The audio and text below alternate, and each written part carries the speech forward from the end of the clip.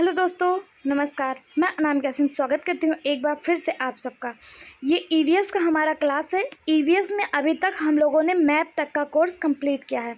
मैंने आपसे प्रॉमिस किया था कि टीचिंग एग्ज़ाम के जितने भी इम्पोर्टेंट टॉपिक हैं वो मैं आपको यहाँ पे कवर कराऊँगी ईवीएस में। उसके साथ साथ मैं आपको इंडियन पॉलिटी की भी क्लास लेकर चल रही हूँ, जितने भी इम्पॉर्टेंट क्वेश्चन बनते हैं उनको लेकर। और आज ये हमारा क्लास ईवीएस का है। इसमें आज हम पढ़ेंगे रिसोर्सेज। इसके पहले हम लोगों ने मैप को बहुत अच्छे से पढ़ा, समझा, जाना और उसके इम्पॉर्टेंट फैक्ट्स को देखा है। आज हम पढ़ेंगे रिसोर्सेज यानी कि संसाधन क्या होता है। तो सबसे पहले हम देखेंगे संसाधन क्या होता है, संसाधन कौन कौन से हैं, कहाँ पर सबसे ज़्यादा पाया जाता है, कहाँ पर कम पाया जाता है। ये सब चीज़ें आज हम इस वीडियो में कवर करेंगे। तो आप वीडियो में लास्ट तक बने रहिएगा। चैनल को लाइक, शेयर और सब्सक्राइब जरूर करके जाइएगा। ठीक है, स्टार्ट करते हैं। सबसे पहले जानेंगे रिसोर्सेज क्या है। तो things in our surrounding which economically profitable and easily accessible called resources, यानी हमारे चारों ओर की वे सभी वस्तुएं जो हमें आर्थिक रूप से लाभकारी हैं तथा आसानी से प्राप्त हो सके उन्हें रिसोर्सेज कहा जाता है। वो हमारे लिए लाभकारी तो हों लेकिन उन्हें प्राप्त करने में बहुत ज़्यादा खर्चा ना आए, इतना ज़्यादा खर्चा ना आए कि जितना हमें लाभ नहीं हो रहा उससे ज़्यादा हमारा नुकसान हो जाए। तो वैसी चीज़ें नहीं चाहिए, वैसी चीज़ें चाहिए जो हमें आर्थिक रूप से लाभकारी हो और आसानी से प्राप्त हो सकें, उन्हें हम रिसोर्सेज में काउंट करेंगे। फिर ये वस्तुएं सांस्कृतिक सामाजिक रूप से स्वीकार हो, मतलब ये हमारे समाज में स्वीकार की गई हो, उन्हें हम क्या कहते हैं, रिसोर्सेज। जैसे एक अफीम है, अफीम को हम रिसोर्स नहीं कहेंगे। अफीम जो सब लोग ड्रग्स के रूप में यूज़ करते हैं वो भी हमें प्राप्त होता है, वो भी एक रिसोर्स है, लेकिन वो सांस्कृतिक रूप से स्वीकार नहीं है, इसलिए उसे रिसोर्सेज की श्रेणी में नहीं रखा गया। ठीक है, जितना भी नेचुरल रिसोर्स होगा किसी देश में, जितना ज़्यादा नेचुरल रिसोर्स देखने को मिलेगा उस देश का डेवलपमेंट उतना ज़्यादा ही होता है। इतना महत्व होता है नेचुरल रिसोर्सेज का, ठीक है, कि ये किसी भी देश के डेवलपमेंट में बहुत महत्वपूर्ण भूमिका निभाता है। अब इस जो रिसोर्सेज है इसको हम दो भागों में बांट सकते हैं। एक है रिन्यूएबल, एक नॉन रिन्यूएबल, यानी कि नवीकरणीय ऊर्जा और गैर नवीकरणीय ऊर्जा। अब देखते हैं नवीकरणीय ऊर्जा और गैर नवीकरणीय ऊर्जा में क्या अंतर है। पहले देखिए रिन्यूएबल में हम देखेंगे, रिन्यूएबल का मतलब होता है नवीकरणीय ऊर्जा, वह ऊर्जा जो असीमित भंडार है, जिसका असीमित भंडार है, जिसकी कोई सीमा ही नहीं है। जैसे वाटर हो गया, जल हो गया, हवा हो गया, सूर्य का प्रकाश हो गया, ये सब रिन्यूएबल एनर्जी में आता है। ठीक है, इसकी कोई सीमा नहीं है, ये बहुत ज़्यादा हमारे वायुमंडल में उपस्थित है और इसे नॉन कन्वेंशनल यानी गैर परंपरागत ऊर्जा स्रोत कहा जाता है। ठीक है, अगर आपसे पूछा जाए हवा को कौन सा ऊर्जा कहा जाता है तो इसे गैर परंपरागत ऊर्जा स्रोत कहा जाता है। फिर आता है नॉन रिन्यूएबल, यानी कि जो गैर नवीकरणीय है, इसे परंपरागत ऊर्जा कहा जाता है। आपको यहाँ पे कंफ्यूज नहीं होना है। रिन्यूएबल एनर्जी को नॉन कन्वेंशनल यानी कि गैर परंपरागत कहा जाता है और गैर नवीकरणीय ऊर्जा को कन्वेंशनल यानी कि परंपरागत ऊर्जा कहा जाता है। ठीक है, नॉन रिन्यूएबल एनर्जी या सीमित भंडार होता है, इसका भंडार सीमित होता है, इसमें कोयला, पेट्रोलियम, आयरन यानी कि लोहा जैसे पदार्थ आते हैं। ठीक है, अब हम देखेंगे मिनरल सोर्सेज यानी खनिज संसाधन कौन कौन सा कहाँ पर कितना पाया जाता है। सबसे पहले हम पढ़ेंगे कॉपर के बारे में यानी कि तांबा के बारे में। तांबा एक ऐसा धातु है जो ह्यूमन सिविलाइजेशन में पहली बार मिला था।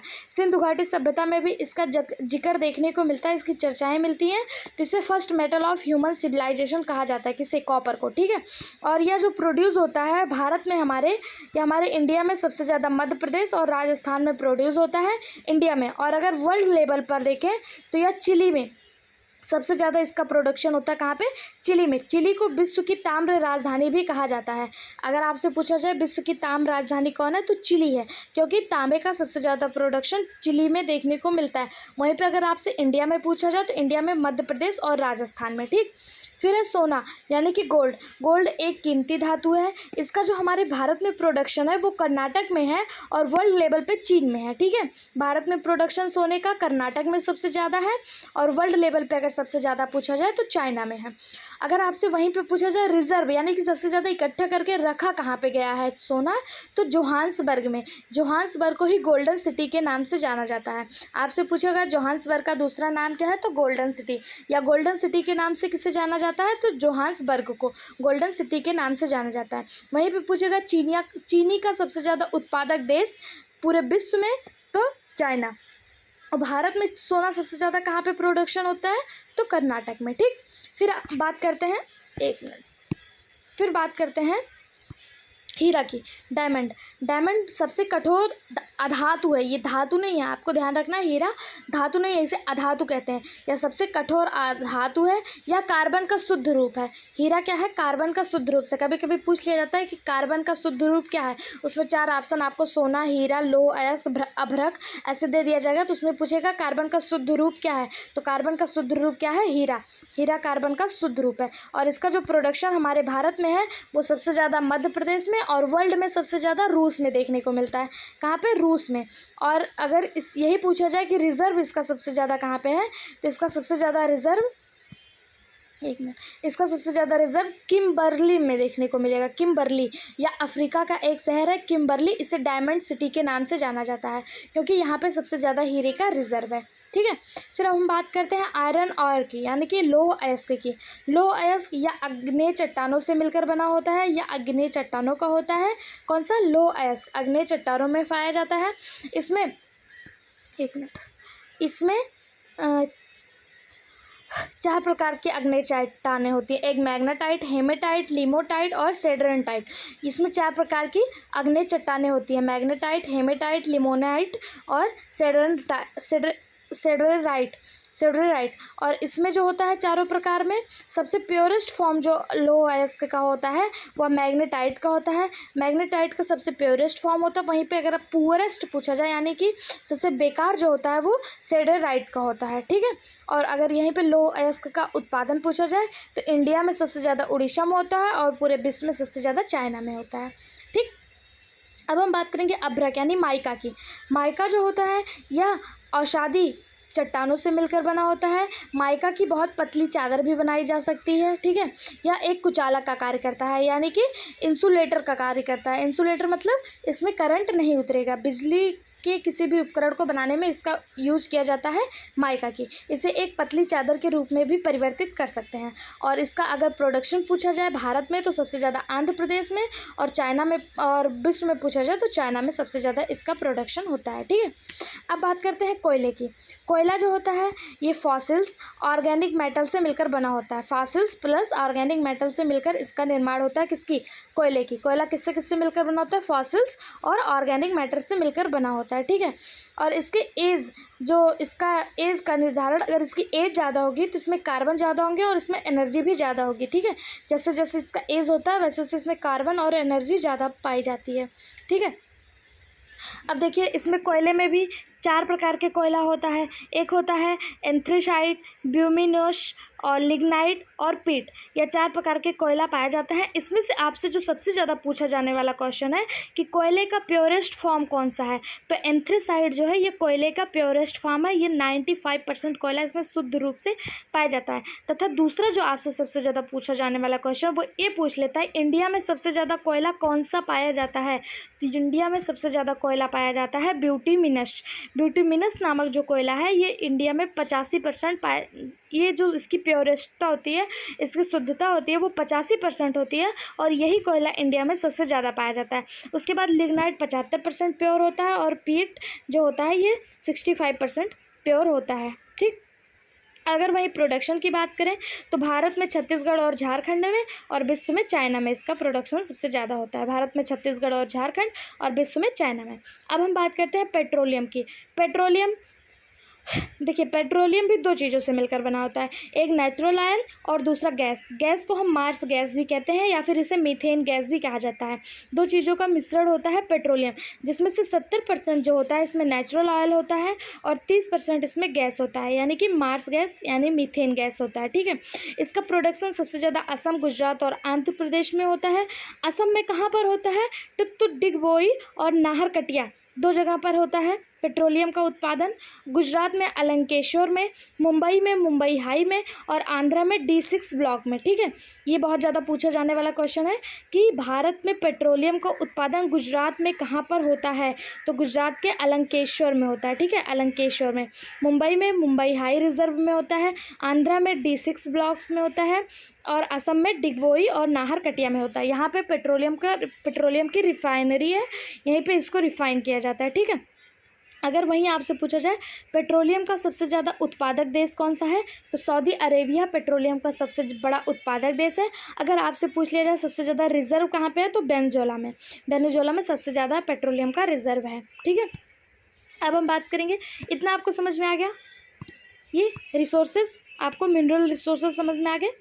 अब हम पढ़ेंगे विंड एनर्जी यानी पवन चक्की के बारे में। विंड एनर्जी क्या होती है, कहाँ पे सबसे ज़्यादा है, तो देखिए पवन चक्की जो होती है या गतिज ऊर्जा को विद्युत ऊर्जा में चेंज कर देती है, यानी कि जो गतिज ऊर्जा जो चल रही ऊर्जा होती है उसको विद्युत ऊर्जा में यानी इलेक्ट्रिक ऊर्जा में चेंज कर देती है। ठीक है, इसका अपघटनीय क्षेत्र में, या देखिए आपको यहाँ पे एक चित्र के माध्यम से समझाया गया है। ये देखिए एक आइस इनलैंड है यानी कि स्थलबद्ध है, और ये ऑफ शोर से यानी अपतटीय है।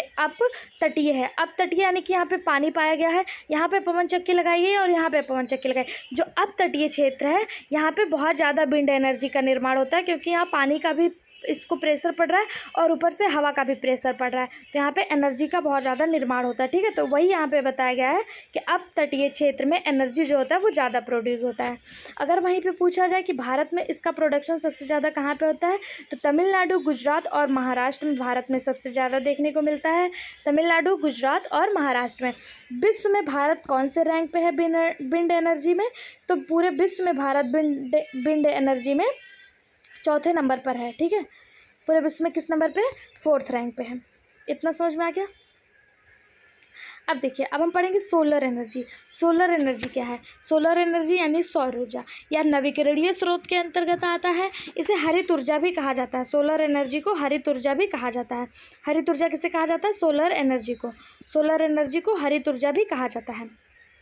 ठीक, सोलर एनर्जी को क्या कहा जाता है, हरित ऊर्जा कहा जाता है। वहीं अगर पूछा जाए पूरे विश्व में सोलर एनर्जी यानी कि सौर ऊर्जा उत्पादक देश कौन सा है, तो चाइना फर्स्ट रैंक पे है, और भारत में राजस्थान में सबसे ज़्यादा सोलर एनर्जी प्रोड्यूस की जाती है। भारत में कहाँ पे की जाती है, तो भारत में राजस्थान में सबसे ज़्यादा प्रोड्यूस की जाती है। ठीक, अब देखिए,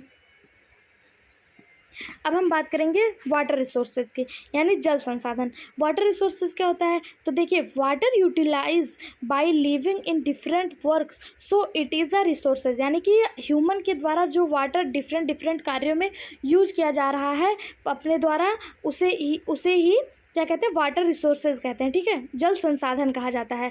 पृथ्वी पर 71% जल ही जल है, ये आपको पता है। यह जल भी 2 प्रकार का है, एक सैलाइन वाटर, एक फ्रेश वाटर। सैलाइन वाटर यानी लवणीय वाटर या क्षारीय वाटर इसे आप कह सकते हैं। दूसरा है फ्रेश वाटर यानी कि ताज़ा वाटर। ठीक है, सैलाइन वाटर और फ्रेश वाटर में क्या क्या डिफरेंट है ये हम देख लेते हैं। देखिए सैलाइन वाटर जो होता है ये बहुत ज़्यादा पाया जाता है, अधिकतम सैलाइन वाटर ही पाया जाता है। 71% में 71% तो वाटर है, लेकिन जो सैलाइन वाटर है 100% में अगर देखा जाए तो 77% सैलाइन वाटर है। ठीक नहीं, सॉरी 77% नहीं, 97% सैलाइन वाटर है। ठीक है, पूरे जल का जो पूरे जल है 71% पूरे पृथ्वी पर, उसमें से भी 97% सैलाइन वाटर है या अधिकतम पाया जाने वाला जल है। इसमें सोडियम क्लोराइड के कारण इसका जो पानी है वो खारा होता है। NaCl 77% इसमें NaCl ओशियन में पाया जाता है, इसलिए इसका पानी जो होता है वो खारा होता है। अब आप सोचेंगे कि हम इसे मापते कैसे हैं कि ये सैलाइन वाटर है, तो इसे PPT यानी पार्ट पर 1000 में नापा जाता है, यानी 100 ग्राम जल में कितने ग्राम NaCl है, इसी के हिसाब से PPT के माध्यम से इसको निकाला जाता है। ठीक है, अब आते हैं फ्रेश वाटर पे। फ्रेश वाटर पूरे वर्ल्ड में, पूरे जो पृथ्वी पर जल है उसका 3% ही फ्रेश वाटर है, और उस 3% में केवल 1% ही हमें आसानी से प्राप्त होता है। बाकी 2% प्राप्त करने के लिए हमें बहुत ज़्यादा एफर्ट लगाने पड़ते हैं। वो 1% कौन कौन सा है, river water, ground water, lake water और ग्लेशियर वाटर, ये 1% में आते हैं। उसमें से जो ग्लेशियर वाटर है ये सबसे प्योर वाटर माना जाता है। सबसे प्योर जल कौन सा है, ग्लेशियर वाटर, यानी जो हिमनद से जल निकलता है इसी को सबसे प्योरेस्ट फॉर्म कहा जाता है। जो हमारा भारत है, भारत में जो ग्राउंड वाटर है इसका सबसे ज़्यादा यूज, जो मतलब पृथ्वी के अंदर से जो जल निकलता है इसका यूज जो है सिंचाई के लिए, इरिगेशन के लिए सबसे ज़्यादा यूज किया जाता है। वहीं पे अगर बात की जाए रिवर वाटर की, तो इलेक्ट्रिसिटी उत्पन्न करने के लिए यानी विद्युत उत्पन्न करने के लिए, औद्योगिक कार्यों में, प्लांट में आदि चीज़ों में हम रिवर वाटर का यूज करते हैं, और ग्राउंड वाटर का सिंचाई के लिए सबसे ज़्यादा यूज किया जाता है।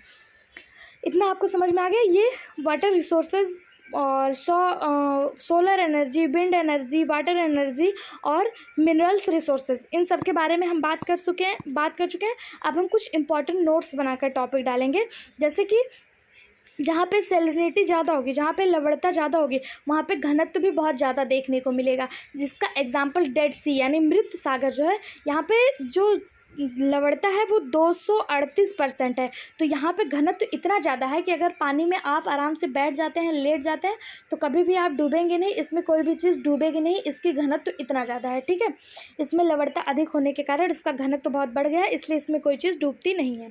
ठीक है, अब अगर आपसे पूछा जाए कि सबसे हाई ज़्यादा सैलिनिटी, सबसे हाईएस्ट सैलिनिटी कहाँ पे देखने को मिलती है, तो तुर्की में एक लेक है जिसे वान लेक कहते हैं, वहाँ पे सबसे ज़्यादा लवणता पाई जाती है। वान लेक में सबसे ज़्यादा लवणता देखने को मिलती है।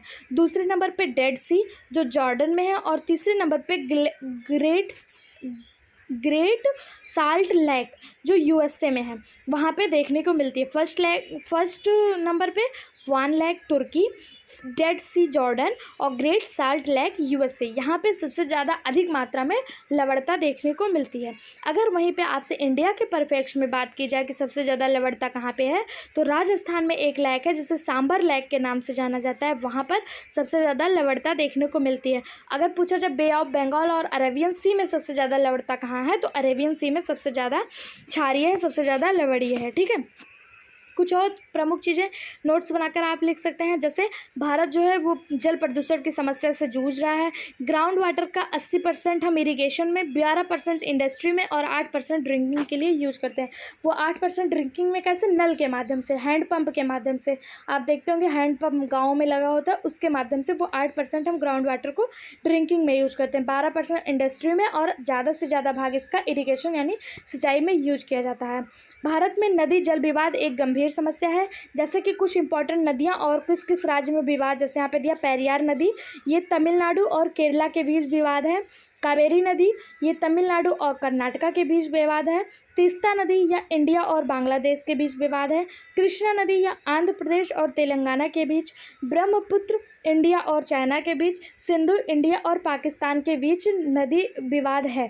पेरियार नदी तमिलनाडु केरला, कावेरी नदी तमिलनाडु कर्नाटक, तीस्ता नदी इंडिया बांग्लादेश, कृष्णा नदी आंध्र प्रदेश तेलंगाना, ब्रह्मपुत्र नदी इंडिया चाइना, सिंधु नदी इंडिया पाकिस्तान, यह विवाद का कारण है। ठीक है, इस विवाद को निपटाने के लिए एक अधिनियम आया जिसे जल अधिनियम 1974 नेशनल वाटर पॉलिसी 1912 में आया, और एक और अधिनियम है जिसे जल प्रदूषण निवारक या संरक्षण अधिनियम 1974 में आया। आर्टिकल 21 में यह बताया गया कि प्रत्येक व्यक्ति को स्वच्छ जल पीने का अधिकार है। ठीक है, अगर आपसे पूछा जाए कि किस आर्टिकल में कहा गया है कि प्रत्येक व्यक्ति को स्वच्छ जल पीने का अधिकार है, तो आर्टिकल 21 में बताया गया, जिसमें स्वच्छ जल पीने का अधिकार है प्रत्येक व्यक्ति को। ठीक है, तमिलनाडु एक ऐसा राज्य भारत का जहाँ पे वर्षा के जो जल है उसे स्टोर किया जाता है, राजस्थान में भी स्टोर किया जाता है। ठीक है, और अब आपको बताते हैं कि भारत में ड्रिप इरिगेशन यानी कि जो बूंद बूंद करके सिंचाई का माध्यम है यह बढ़ रहा है। इससे वाटर को बहुत ज़्यादा संरक्षित किया जा रहा है, बहुत ज़्यादा इसका जो वेस्टेज था, बहुत ज़्यादा जो इसका दुरुपयोग था वो रोका जा रहा है ड्रिप इरीगेशन के माध्यम से। ठीक है, आपको सब कुछ अगर समझ में आ गया होगा तो चैनल को लाइक शेयर सब्सक्राइब करिएगा। इस तरह के और वीडियो पाने के लिए बेल आइकन पर क्लिक करिएगा। Thank you so much.